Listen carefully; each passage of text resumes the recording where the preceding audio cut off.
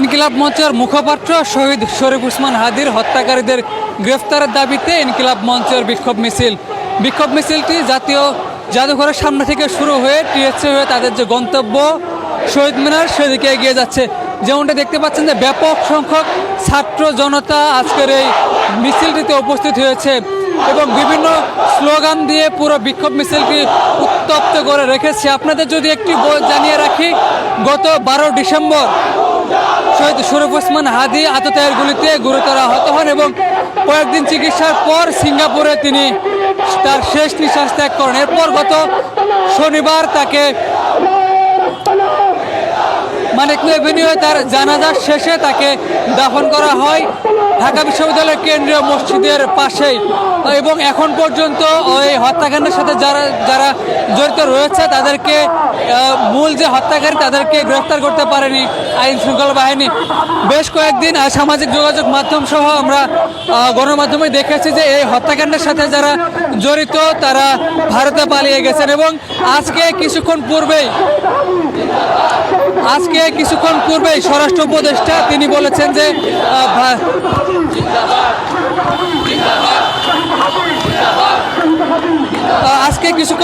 স্বরাষ্ট্র উপদেষ্টা তিনি বলেছেন যে হাদির হত্যাকাণ্ডের সাথে যারা জড়িত তাদেরকে শনাক্ত করা গেছে, অর্থাৎ তাদের যে অবস্থান সেটি শনাক্ত করা গেছে, তবে এখন পর্যন্ত তাদের গ্রেফতার করা সম্ভব হয়নি। এখন পর্যন্ত হাদির হত্যাকারীদের গ্রেফতার করতে না পারা এটি সরকারের এবং প্রশাসনের ব্যর্থতা এবং এই জন্য স্বরাষ্ট্র উপদেষ্টা সহ স্বরাষ্ট্র উপদেষ্টা এবং আইন উপদেষ্টা আসিফ নজরুলের পদত্যাগের দাবিতে ইনকিলাব মঞ্চের আজকের এই বিক্ষোভ মিছিল। যেমনটা দেখতে পাচ্ছেন যে ইনকিলাব মঞ্চের ব্যাপক সংখ্যক নেতাকর্মী আজকের এই বিক্ষোভ মিছিলে অংশ নিয়েছেন।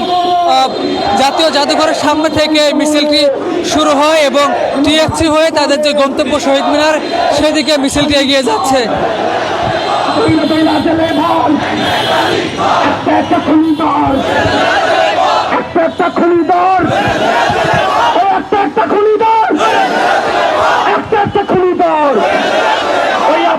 সংগ্রাম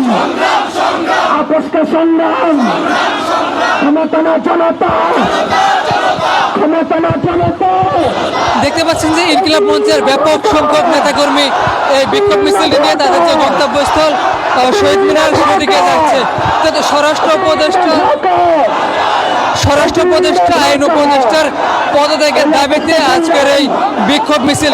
আজকে ঠিক 12টা নাগাদ শাহবাগে ইনকিলাব মঞ্চ একটি সংবাদ সম্মেলন করেন।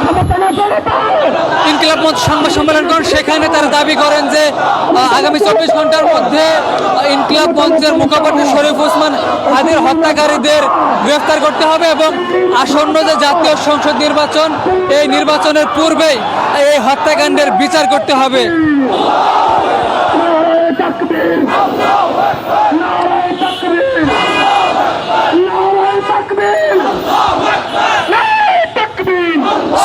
স্লোগানে উত্তাল এই মুহূর্তে ইনকিলাব মঞ্চের বিক্ষোভ মিছিল।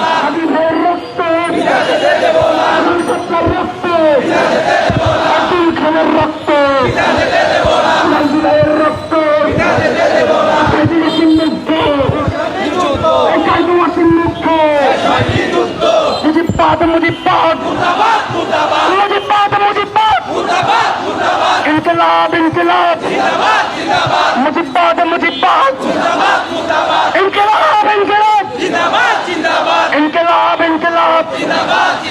इनकलाब इनकलाब इनकलाब इनकलाब इनकलाब इनकलाब इनकलाब अभी भाइर रक्त अभी भाइर रक्त अभी भाइर रक्त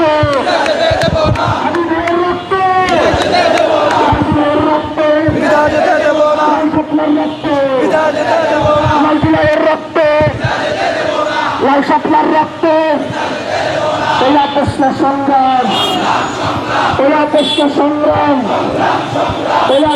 সংগ্রাম আমরা সবাই হাজির হব, যেমনটা দেখতে পাচ্ছেন যে ব্যাপক সংখ্যক ইনকিলাব মঞ্চের নেতাকর্মীরা তাদের যে গন্তব্যস্থল সেদিকে এগিয়ে যাচ্ছে। আপনাদের যদি একটু জানিয়ে রাখতে চাই, ইনকিলাব মঞ্চের মুখপাত্র শরীফ ওসমান হাদির খুনিদের এখন পর্যন্ত গ্রেফতার করতে না পারার ব্যর্থতার দায় নিয়ে স্বরাষ্ট্র উপদেষ্টা এবং আইন উপদেষ্টার পদত্যাগের দাবিতে ইনকিলাব মঞ্চের আজকের এই বিক্ষোভ মিছিল। তুমি কে, আমি কে? তুমি কে, আমি কে? তুমি কে, আমি কে?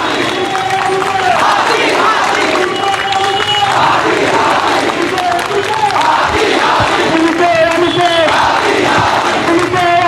শুধুমাত্র এই চিন্তা করে যাতে দেশ স্থিতিশীল না হয়, নির্বাচন না হয়। যদি আমার ভাইয়ের বিচার হয়, আমি কিসের থেকে এই সরকারকে যে সরকার বিচার করতে পারে না, সে নির্বাচন করবে, এটা কিসের বিশ্বাস? আর আইন উপদেষ্টা, আপনি 90 দিনের কিসের ভুগি বুঝেন? আপনার ক্ষমতা আছে কয়দিন? আপনি তো থাকবেন না এক মাস, আপনি 90 দিনে কেমনি কথা বলেন? আপনাকে 1 মাসের মধ্যে বিচার কার্য সম্পন্ন করতে হবে।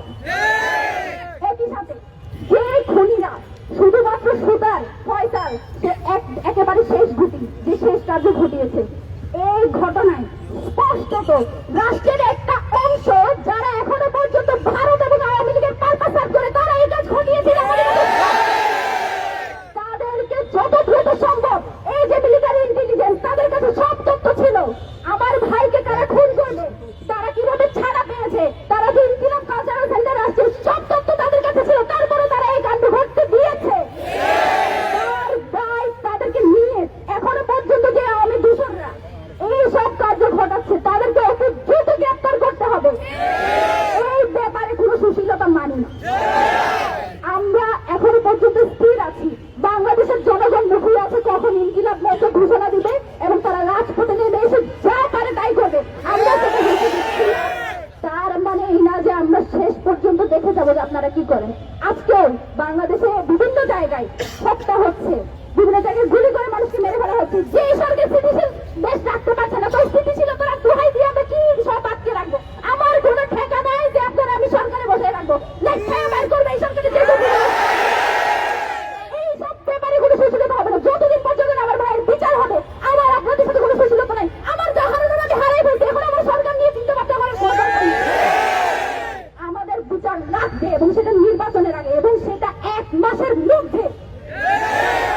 1 মাসের মধ্যে বিচার কার্য সম্পাদন করার জন্য 24 ঘন্টা টাইম দিয়েছি। যদি না পারেন, আপনারা আরেকটা চিন্তা ভাবনা করতেছেন, সরকার তো আর বেশি দিন নাই, মাসখানেক সময় আছে, আগে ভাগে একটু পদত্যাগ করে পালাইয়া যায় না। আপনাকে আমরা পালাইতে দিব না, দিচ্ছি না। কোনোভাবে যদি ভাবেন যে আস্তে করে পালাইয়া যাবেন, এইটা হবে না।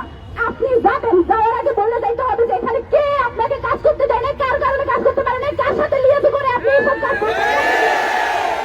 এটা আমাদের স্পষ্ট দাবি। ইনকিলাব মঞ্চ আগামী, আমরা এখন থেকে আমাদের লাগাতার কর্মসূচি থাকবে যতদিন পর্যন্ত না সব পুরো সিন্ডিকেট, বারবার বলছি, শুধুমাত্র ফয়সাল সুতার একমাত্র না, তাকে কোনো বন্দুকযুদ্ধের মাধ্যমে দেখতে চাইলে সে বিদেশে থাকতে দেশে আনতে হবে। এবং বারবার বলছি, পুরো সিন্ডিকেট মাথা থেকে শুরু করে শেষ পর্যন্ত যে যা আছে প্রত্যেককে আইনের আওতায় আনতে হবে। আপনাদের কাছে আমাদের অনুরোধ, বিভিন্ন গ্রুপ বিভিন্নভাবে স্যাবোটেজ করার চেষ্টা করছে, বিভিন্নভাবে আমাদের এই যে কার্যক্রম সেটাকে প্রশ্নবিদ্ধ করার চেষ্টা করছে। এই স্যাবোটেজগুলো কারা করে আপনারা জানেন না? জানেন না কারা কারা বিভিন্ন মধ্যে ঢুকায় সহিংসতা তৈরি করে আন্দোলনকে অন্যদিকে ডাইভার্ট করতে চায়? আপনারা জানেন না? বাংলাদেশের জনগণ কি তাদের এই স্যাবোটেজের মধ্যে পা দিবেন? আপনারা বিচার নিশ্চিত করে যাবেন। সেই একইভাবে কোন স্যাবোটেজের দায় ইনকিলাব মঞ্চ এবং বাংলাদেশের কোনো জনগণ নেবে না। এটা সেই এজেন্সি করে যারা হয়তো সেই বিচার হইতে দিতে চায় না, যারা হচ্ছে এই বাংলার জমিনকে অস্থিতিশীল করতে চায়, বাংলার স্বাধীনতা সার্বভৌমত্বকে দিল্লির কাছে বর্গা দিতে চায়। আমরা তাদের সেবটাতে কোনো পা দিব না। একই সাথে রাজপথও আমরা ছাড়বো না। আমরা আমার ভাইয়ের বিচার নিয়ে তারপর রাজপথ করবো। ইনকিলাব জিন্দাবাদ, বাংলাদেশ জিন্দাবাদ।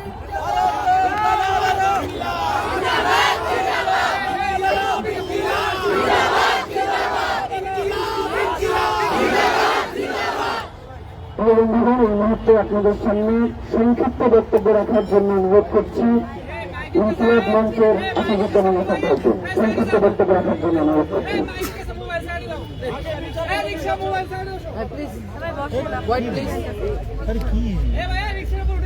বিসমিল্লাহির রহমানির রহিম। আসসালামু আলাইকুম। ভয় পাওয়ার কিছু না, আমি আজকে গালি দিব না। আপনাদের মাইন্ডসেট হয়ে গেছে আমি গালি দিব। গালি যখন প্রয়োজন হবে তখন গালি দিব। সরকার চিন্তা করতেছে ইসলাম মঞ্চের মাথায় লবণ রেখে বড়ই খাবে, সেটা হইতে দেওয়া যাবে না। আমার ভাই গেছে, আন্দোলন চলবে, কিন্তু হাদি ভাই কখনো কোনোদিন এই 16 মাসে একটা আন্দোলনে একটা কোনো কিছু ভাঙচুর করতে আমাদের সেই শিক্ষা দেয় নাই। এর মানে এই না আমরা চুপ করে বসে থাকবো। ছাগল দিয়ে কোনোদিন হাল চাষ হয় না। বাংলাদেশে কোন নির্বাচন হবে না যতক্ষণ পর্যন্ত হত্যার বিচার না হচ্ছে। আগে আদি ভাইয়ের হত্যার বিচার হবে, তারপরে নির্বাচন। সময় যখন আসবে, অতি দ্রুত সময় আসতেছে, আপনারা এই হত্যার বিচার দায় সম্পন্ন করেন, নাইলে এক দফা এই সরকারের পতন, এক দফা। আমার হাতি ভাই এখন একটা না, 18 কোটি এখন আমার হাতি ভাই। সরকার যদি নিজের গতি ঠিক রাখতে চান, নির্বাচন এজেন্ডা ঠিক রাখতে চান, সবার আগে অতি দ্রুত ট্রাইব্যুনাল গঠন করে এই হত্যার বিচার দায় কমপ্লিট করেন, তারপরে নির্বাচন। ধন্যবাদ সবাইকে। আসসালামু আলাইকুম। আগে বিচার পরে নির্বাচন, তার মানে কোনো কথা চলবে না। প্রিয় ভাইয়েরা, আগে বিচার। উসমান হাদি ভাইকে হারিয়ে আমরা সবাই বিধ্বস্ত। আমরা আসলে উসমান হাদি ভাইয়ের দেখানো যে পথ, ইনসাফের লড়াই, ইউএফটি ফার্স্টের সাথে ট্রেড করুন যে কোনো জায়গা থেকে। ক্যাম্পাসে ক্লাসের ফাঁকে, ঢাকার জ্যামে বসে কিংবা ঘরে বসে, ট্রেডিং এখন হাতের মুঠোয়। তাই ট্রেড করুন যখন খুশি, যেখানে খুশি।